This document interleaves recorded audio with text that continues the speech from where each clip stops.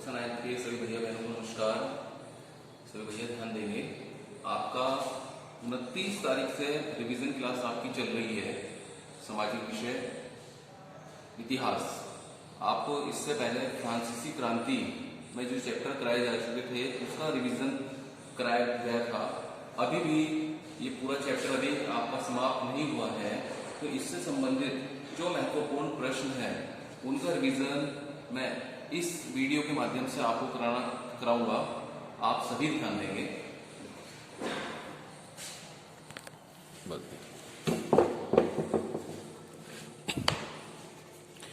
आज दिनांक 5/8/2020 revision class है हमारी कक्षा 9 की।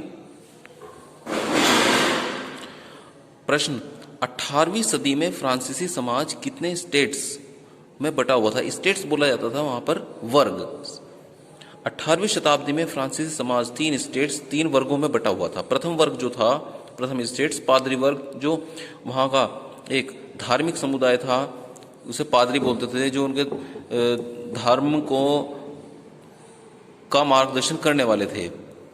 द्वितीय स्टेट कुलीन या अमीर वर्ग, इसमें राजा महाराजा आ जाते थे, उनके बड़े अधिकारी, ये सब कुलीन वर्ग में आते थे। तृतीय स्टेट जो तीसरा वर्ग होता था, व्यापारी, कर्मचारी, वकील, कारीगर, किसान, मजदूर, नौकर, ये सभी के सभी तृतीय स्टेट्स मतलब तीसरे वर्ग में आते थे। अगला प्रश्न, फ्रांस की क्रांति में महिलाओं की भूमिका का वर्णन कीजिए।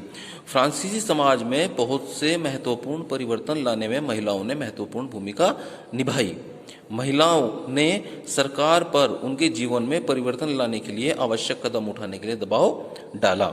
महिलाओं ने अपने पतियों और परिवार की आर्थिक सहायता के लिए सिलाई बुनाई करना, बाजार में फल फूल सब्जियां आदि बेचने का कार्य करना प्रारंभ कर दिया। महिलाओं ने समाज में परिवर्तन लाने के लिए अपने राजनीतिक क्लब बनाए और विचारों को दूसरों तक पहुंचाने के लिए अखबार भी निकाले। पहले जो महिलाएं सिर्फ घरों में ही रहा करती थी, अब उन्होंने अपने परिवार की आर्थिक समृद्धि के लिए अपने घर के पुरुषों के साथ मिलकर काम करना प्रारंभ कर दिया। इस प्रकार से फ्रांसीसी क्रांति में महिलाओं ने महत्वपूर्ण भूमिका निभाई। अगला प्रश्न है, फ्रांसीसी क्रांति का फ्रांस के समाज पर क्या प्रभाव पड़ा? फ्रांस की क्रांति का फ्रांस के समाज पर निम्न प्रभाव पड़ा।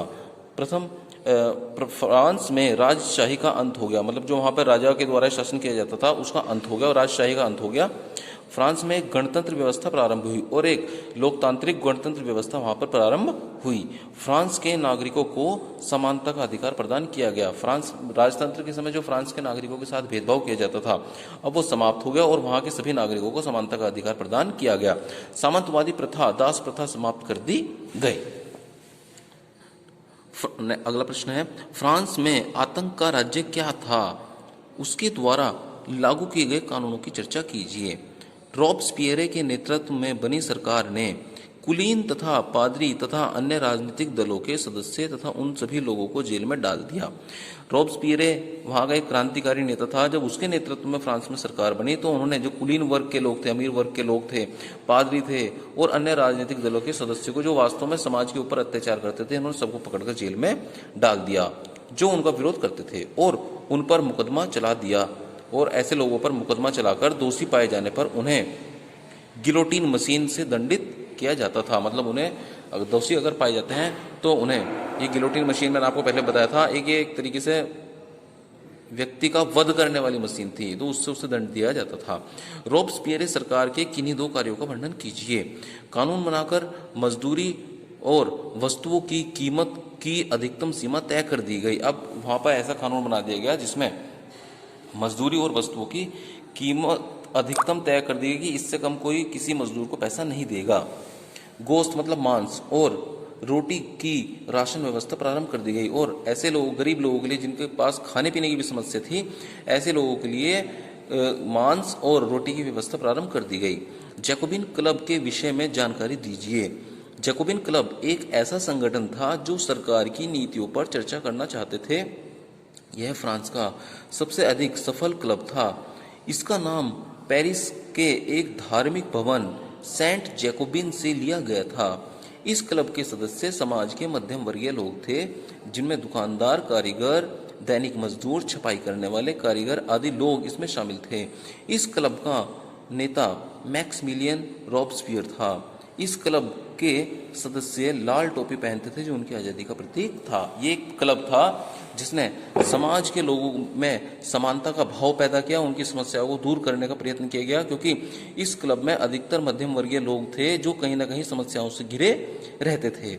आपको ये जानकारी के लिए बता देता हूँ, जो भारत का सुल्तान, मैसूर का सुल्तान था टीपू सुल्तान, वो भी अपने समय में इस फ्रांस के जैकोबिन क्लब का सदस्य बना था। आज के लिए इस वीडियो में इतना ही। अगर किसी भैया बहन को इससे संबंधित कोई भी प्रॉब्लम आती है तो वो फ़ोन करके पूछ सकता है। धन्यवाद।